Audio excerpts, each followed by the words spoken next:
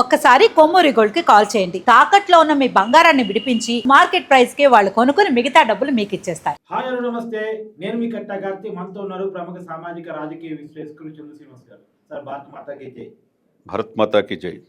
Sir, Bharat Pak మధ్య యుద్ధ వాతావరణం ముగిసి కొంత శాంతియుత వాతావరణం నెలకొన్నటువంటి సమయం. మనం గెలిచి శాంతి నెలకొల్పినటువంటి సందర్భం. ఈ సందర్భంలో సోషల్ మీడియాలో ప్రచారం నడుస్తోంది. మావోయిస్టులు ఆంధ్రప్రదేశ్ డిప్యూటీ సీఎం జనసేన అధినేత పవన్ కళ్యాణ్కి లెటర్ రాశారని చెప్పేసి మన భారత్ గెలవటం మీద కంగ్రాట్ చేస్తూనే, ఇంకో పక్క ఏదైతే శాంతియుత వాతావరణం మా పట్ల కూడా కొంత శాంతి కాముకత ప్రకటించాలి, మా మీద జరుగుతున్నటువంటి ఆపరేషన్ కాగా ఆపాలి, మేము ఎవరిని వేడుకోవాలన్న విషయం మాకు అర్థం కావట్లేదు, ప్రతిపక్షాలు మేము నమ్మలేని పరిస్థితులు ఉన్నాయి, కొద్దిగా మానవతావాది అనుకుంటున్నటువంటి మీతోనే మేము మా భావం చెప్పాలనుకుంటున్నాం. మీరు అటవీ శాఖ తీసుకున్న తర్వాత ఆంధ్రప్రదేశ్ అడవుల్లో ఉన్నటువంటి ఎర్రచందనం స్మగ్లింగ్ని ఏరివేయడం జరిగింది. అందుకు అభినందిస్తూ గతంలో కూడా మేము తీర్మానం చేసుకున్నాం. ఖచ్చితంగా మీరు కొద్దిగా పూనుకొని మోడీ గారితో చెప్పి మేము శాంతి చర్చలకు రెడీగా ఉన్నాం, కొద్దిగా మా పట్ల జరుగుతున్నటువంటి ఆపరేషన్ కాగా ఆపేదా చర్యలు తీసుకోండి అని చెప్పేసి ఒక లెటర్ రాసినట్టు సర్క్యులేట్ అవుతా ఉంది. వాళ్ళొక వర్షం తీసుకున్నట్టు కూడా వార్త సర్క్యులేట్ అవుతా ఉంది. ఈ వార్తను ఎలా చూడాలి?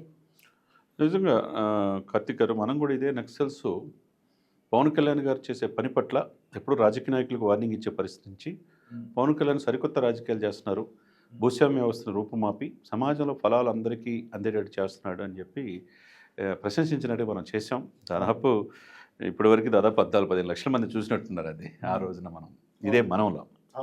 ఆ తర్వాత చూస్తే ఈరోజు నాకు కూడా మిత్రులు చెప్పారు ఇలా రాశారని చెప్పి. నేను మాత్రం చూడలేదు, కానీ మీరు చెప్పిన తర్వాత నాకు అర్థమవుతుంది.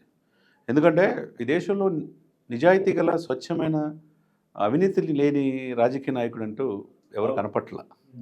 అతి రేర్ అనమాట. భూతద్దాలు ఎతికినా దొరకరు. మాకు మీకు రాజకీయంగా విభేదాలు ఉండొచ్చు, మీ సిద్ధాంతాలు వేరు కావచ్చు, మా సిద్ధాంతాలు వేరు కావచ్చు, కానీ ఒక నిజాయితీ పరుడిగా మిమ్మల్ని మేము గౌరవిస్తున్నాం, మానవతావాదిగా మిమ్మల్ని మేము వేడుకుంటున్నాం అనేటువంటి మాట వాడినట్టు. డెఫినెట్గా ఇప్పుడు మీరు చెప్పిన దాంట్లో 100% కరెక్ట్. మన జనరేషన్ మనం చూస్తామో లేదు తెలియదు ఇటువంటి వ్యక్తిని. నెక్స్ట్ జనరేషన్లో ఎవరు వస్తారో లేదు తెలియదు. ఇప్పుడు జనరేషన్లో ఇటువంటి వ్యక్తిని నిజాయితీ గల స్వచ్ఛమైన రాజకీయం, డబ్బు మీద లేకపోవటం, పదవి ఆకాంక్ష లేకపోవటం, పేద ప్రజలకు చేయటమే తన ముఖ్య ఉద్దేశం, ఎవరైతే సైనికులకి ఆసటగా నేను నిలబెడతానని భరోసా ఇచ్చే నాయకుడిని మనం ఎప్పుడూ చూడలేదు. కరెక్టే. అదేటప్పుడు మీరు అన్నట్టు వాళ్ళు రాసిన దాంట్లో నక్సల్స్ కనుక, ఎందుకంటే నక్సలిజం రోజు రోజుకి ఇదైపోతుంది, ఎక్కడ కూడా రూపుమాపేస్తున్నారు వాళ్ళ మీద పూర్తిగా. ఛత్తీస్గఢ్లో కావచ్చు, ముక్కుమాతం, ఇప్పుడు తెలంగాణలో కూడా మనం చూసాం. ఈ సిచ్యువేషన్లో వాళ్ళకి కూడా వాళ్ళని శాంతి కాముకంగా చర్చలకి పిలవాల్సిన సమయం కూడా ఉంది. ఎందుకంటే ప్రభుత్వం వాళ్ళు కూడా నిర్వీర్యం అయిపోయారు కాబట్టి వాళ్ళకి పునరావాసం కల్పించి జీవిత భాగస్వామి, అంటే బాహ్య జీవితంలో కూడా వాళ్ళని కూడా మానవ జీవితంలో తీసుకురావాల్సిన అవసరం ఉన్నది. రాంగ్ ట్రాప్లో సరి చేస్తే సరిపోతుంది. కాబట్టి వాళ్ళు కన్నా కోరికలు ఏదైతే మీరు చెప్పినట్టుగా ఆ లెటర్ రాసి ఉన్న అంశంలో కనుక మీరు చెప్పిన పాయింట్లు చూసుకుంటే, మీరు ఒక్కరే మాకు కనపడుతున్నారు, మీ వల్లే అవుతుంది, మోదీ గారు అయినా అమిత్ షా అయినా మీరు చెప్తేనే వింటారు. ఎందుకంటే దేశ రాజకీయాల్లో ముందు చూపుతో ఆలోచించే వ్యక్తి పవన్ కళ్యాణ్. ఆ రోజున టీడీపీ కలవాలని ఆ రోజు తీసుకున్న స్టెప్ తీసుకోకపోతే ఈరోజు పరిస్థితి ఏంటి? ఆంధ్రప్రదేశ్లో గెలిచిన 19 సీట్లే చాలా కీలకం కదా అక్కడ. కారణం కదా. చంద్రబాబు నాయుడు లాంటి వ్యక్తిని ముఖ్యమంత్రి చేసిందో కూడా ఆయనే కదా. అంటే భవిష్యత్తు రాజకీయాల్లో దేశంలో మోదీ గారు లాంటి వ్యక్తి కావాలని కోరుకుంది ఆయన. ఆ విధంగా ఈయన పవన్ గారు తుఫాన్ అని అందుకనే పార్లమెంట్ హాల్లో మోదీ గారు అన్నాడు. ఇప్పటికీ అదే ప్రేమ, అదే వాత్సల్యం ఎక్కడికి వెళ్ళినా పవన్ కళ్యాణ్ గారి పట్ల ఉన్నది. కాబట్టి వాళ్ళు కూడా తెలుసు. ఆయన ప్రత్యేకంగా గిఫ్ట్ ఇచ్చాడు. ఇవన్నీ చూస్తే ఏ రాజకీయ నాయకుడి మీద లేని ప్రేమ ఆయన మీద ఉంది. ఎందుకంటే సమాజం పట్ల చిత్తశుద్ధి, జాతీయ భావజాలం, ఈ దేశం కోసం అవసరమైతే చనిపోవడానికైనా సిద్ధపడటం. ఎవరుంటారు సార్? మొన్న ఒక నేషనల్ సర్వే కూడా బయటకు వచ్చింది సార్. మోస్ట్ పాపులర్ టాప్ 5 ఒక లిస్టు. ఎవరైతే దేశంలో నిజాయితీతో, దేశభక్తితో, క్రమశిక్షణతో, నిజాయితీ పాలిటిక్స్ చేస్తా ఉన్నారో వాళ్ళందరూ లిస్ట్ బయటకు వస్తే టాప్ 5 నుంచి కిందకు వస్తే గడ్కరీ గారి పేరు 5వ ఉంది, 4వ పేరు యోగి ఆదిత్యనాథ్ గారి ఉంది, తర్వాత 3వ పేరు మన విదేశాంగ మంత్రి జయశంకర్ గారి పేరు ఉంది, 2వ పేరు మోడీ గారిది ఉంది, మొదటి పేరు పవన్ కళ్యాణ్ గారిది ఉంది. ఆశ్చర్యం అది. సరే, ఇవన్నీ కూడా చూసుకుంటే ఏంటంటే మనిషి సమాజం పట్ల చిత్తశుద్ధి. మళ్ళీ ఇది కూడా ఒకసారి చెక్ చేసుకున్నాను, మన తెలుగు వాళ్ళు ఎవరో పవన్ కళ్యాణ్ అభిమాని ఎవరో పెట్టుంటారు అనుకుంటే కదా హిందీ ఛానల్లో వచ్చినట్టుగా మనం అది కూడా చూసాం. ఎందుకంటే హానెస్ట్ అనేది రోజు రోజుకి ఇదైపోతుంది సార్. డబ్బే యావగా రాజకీయాలకు వస్తున్నారు, వారసత్వమే ఇదిగా రాజకీయాల్లోకి వస్తున్నారు. ఇది కాదు. ప్రజలకు సేవ చేయాలని చిత్తశుద్ధితో రాజకీయాలు వచ్చిన వాళ్ళు చిరస్థాయిగా నిలిచిపోతారు. మీరు అన్నట్టు నక్సల్సే లెటర్ రాయటం ఇంతమంది నాయకులు ఉండగా పవన్ కళ్యాణ్ గారికి ఎందుకు రాయాల్సి వచ్చిందంటే ఆయన వల్ల మా సమస్యల పరిష్కారం అవుతాయి. బాహ్య ప్రపంచంలోకి మేము వస్తాం, మాకు కూడా అవకాశం కల్పించండి, చేసిన తప్పులకి అప్రూవ్గా మారుతాం, సమాజంలో మాకు కూడా అవకాశం కల్పించండి అని చెప్పి వాళ్ళు రాసుకోవటం తప్పులేదు. ఎందుకంటే వాళ్ళు పోరాడుతుంది కూడా భూస్వామ్య వ్యవస్థ, పెత్తందారి వ్యవస్థ మీదే పోరాడుతున్నారు. పాపం అడవుల్లో ఉండి పాపం బిడ్డల్ని వదిలేసి పోరాడుతున్నారు. ఎవరి కోసం? ఆయుధాలు పట్టు తిరుగుతున్నారని తప్ప వాళ్ళ ఆలోచనలు కరెక్టే ఉంది కదా, వెళుతున్న మార్గం కరెక్ట్ కాదు. డెఫినెట్గా అది కనుక ఆయన దృష్టికి వస్తే మాత్రం తప్పకుండా పవన్ కళ్యాణ్ గారు, మోదీ గారు, అమిత్ షా గారు దృష్టికి తీసుకెళ్ళి వాళ్ళ సమస్యలు కూడా పరిష్కారం కావటానికి వాళ్ళు కూడా మనలో భాగమే.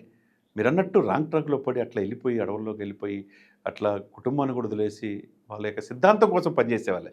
కాబట్టి వాళ్ళ సమస్యలు పరిష్కరించడం కోసం కూడా డెఫినెట్గా పవన్ కళ్యాణ్ చెగువేరే సిద్ధాంతంతో రాజకీయాలు వచ్చిన వ్యక్తి. అదే ఒకప్పుడు ఇంటర్ పాస్ తప్పిన తర్వాత ఈ సమాజం నాకు వద్దని చెప్పి నక్సల్స్లోకి వెళ్ళిపోదాం అనుకున్నాడు ఆనంద్ సాయితో కలిసి. ఈ సమాజం వద్దు ఎందుకు అని చెప్పి అటువంటి వ్యక్తిని వాళ్ళ అన్నగారు మౌల్డ్ చేసి సినిమా నటుడుగా సినిమాలో తీసుకురావటం, తర్వాత రాజకీయాల్లోకి రావటం, ఈరోజు దేశవ్యాప్తంగా మోస్ట్ ఆనెస్ట్ పొలిటీషియన్గా అన్నాడు అవతరం ఎత్తాడంటే డెఫినెట్గా పవన్ కళ్యాణ్ ఈ డిజర్వ్డ్. ఆయన మాత్రమే ఏ సమస్య అయినా పరిష్కరించగలడు. ఈ దేశంలో 100 కోట్ల మంది హిందువులు ఉంటే 80% పాపులేషన్ ఉంటే హిందూ సనాతన ధర్మ పరిరక్షణ బోర్డు అని ఎవరైనా అన్న మగోడు ఉన్నాడండి? పీఠాధిపతులు, పెద్ద పెద్ద స్వామీజీలు ఉన్నా ఎవరన్నా అనగలిగారా? కానీ సార్ ఒక మనిషిని ఒక విధానం నచ్చే వాళ్ళు ఆరాధిస్తూ ఉంటారు, నచ్చుతూ ఉంటారు. దీనిలో మల్టిపుల్ యాంగిల్స్ ఉంటాయి. ఇది కమ్యూనిస్టులకి మావోయిస్టులకి నచ్చగలుగుతున్నాడు, అవును. అంటే జాతీయవాదులకి హిందుత్వవాదులకి నచ్చగలుగుతున్నాడు. తర్వాత ఇటు సామాన్య న్యూట్రల్ పీపుల్ ఉంటారు కదా, కామన్ పీపుల్ వాళ్ళకి నచ్చగలుగుతున్నాడు. అంటే మల్టిపుల్ యాంగిల్ అన్నారు చెప్పాలి. అందరి వాడు డెఫినెట్ గా ఇతను ఆలోచన కరెక్టే. అవును, ఇతను ఏది చెప్పినా అందరి వైపు ఆలోచిస్తాడు. ఒక టైంలో ఒక నినాదం ఇచ్చినప్పటికీ కూడా అందరి వైపు నుంచి జెన్యూన్ డిమాండ్ అటు ముందు పెడతాడు. డెఫినెట్ గా నేను ఎందుకు ఈ విధంగా ఆయన అవతరించాడంటే అందరి నోట అటు నక్సల్స్ కావచ్చు, ఇటు పొలిటీషియన్ కావచ్చు, మేధావులు కావచ్చు, విమర్శనవాదులు కావచ్చు, పవన్ కళ్యాణ్ ఈరోజు ఎందుకు ఆ విధంగా ఎదిగాడంటే 4 ఎప్పుడు నేను చెప్తా. అతనిలో ఉన్న ఓర్పు, అతనిలో ఉన్న నేర్పు, అతనిలో ఉన్న కూర్పు, అతనిలో ఉన్న చేర్పు. దాని బెస్ట్ ఎగ్జాంపుల్ జనసేన పార్టీ ఆవిర్భావం. ఎందుకంటే డెఫినెట్గా దశాబ్దం పైన పోరాడు. బ్యాడ్ ఎగ్జాంపుల్స్ ఉన్నాయి. అవును, చాలా మంది మోసం చేసి వెళ్ళారు. ఇవన్నీ చూసాం సార్. మీరు అన్నట్టుగా నక్సల్స్ అనేవాళ్ళు వాళ్ళు మనలో భాగమే.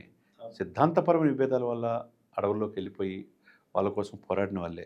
వాళ్ళు చేసిన తప్పు సరిదిద్దుకొని మాకు చర్చల ద్వారా ప్రభుత్వాలతో కలిపి మమ్మల్ని కాల్ చేయకుండా, మమ్మల్ని చంపకుండా, మమ్మల్ని కూడా మేము మారుతాం అనే ఇదితో వాళ్ళు ముందుకు రావటం, పవన్ కళ్యాణ్ గారు లేఖ రాయటం, డెఫినెట్గా ఆయన దృష్టికి వస్తే కనుక దీన్ని మోడీ గారు, అమిత్ షా గారి దృష్టికి తీసుకెళ్ళి ఆ సమస్య పరిష్కారం అవడానికి 100% చేయగలిగే ఏకైక వ్యక్తి పవన్ కళ్యాణ్ గారు. ఇదే సందర్భంగా మా మావోయిస్టులు కూడా పిలిపేవారు.